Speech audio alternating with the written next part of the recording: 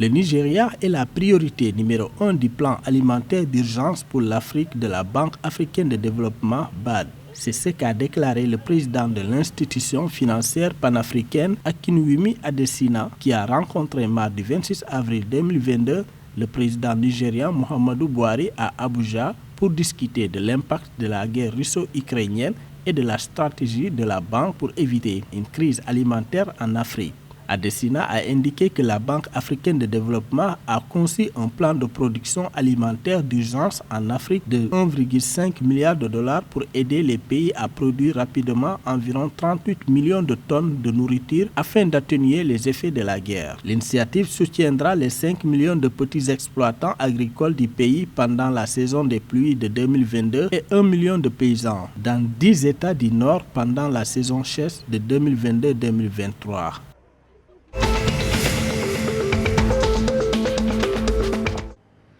D'ici fin 2022, le Togo sera doté d'une agence de transformation agricole, a annoncé le chef de l'État Faure Gnassingbé dans son adresse à la nation à l'occasion de la célébration de la fête nationale du Togo le 27 avril 2022. Selon l'exécutif togolais, cette agence en voie d'opérationnalisation sera une structure qui va concentrer les moyens et impacter de façon plus décisive la chaîne de valeur agricole. Le chef de l'État a également annoncé la restructuration et l'accroissement des capacités d'intervention des mécanismes incitatifs de financement agricole fondés sur le partage des risques. Ces initiatives, souligne le président Faure Gnassingbé, viendront en appui à la politique de développement de l'agriculture, un secteur qui représente plus de 40% du PIB du pays et occupe près de 65% de la population active selon les derniers chiffres officiels disponibles.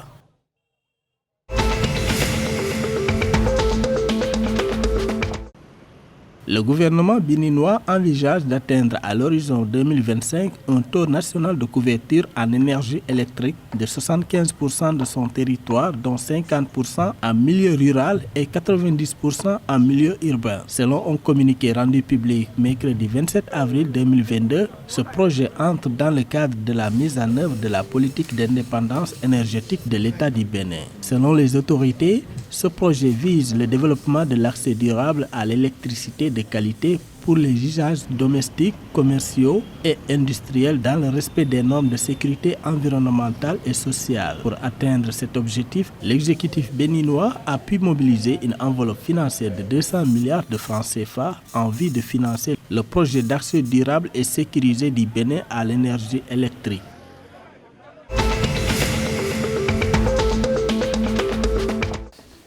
Face au risque de crise alimentaire qui plane sur l'Afrique, la Banque africaine de développement (BAD) va mettre sur pied un mécanisme de financement intitulé Facilité africaine d'intervention et d'urgence en cas de crise alimentaire d'une enveloppe de 1,5 milliard de dollars. L'annonce a été faite vendredi 22 avril 2022 par le président de la BAD, Akinwumi Adesina. Selon lui, ce mécanisme devrait permettre de fournir aux pays africains les ressources nécessaires pour booster la production alimentaire et se procurer des engrais. Akinwumi Adesina estime que le coût des engrais, l'envolée des prix de l'énergie et l'explosion des prix du panier de la ménagère pourraient s'aggraver en Afrique dans les mois à venir.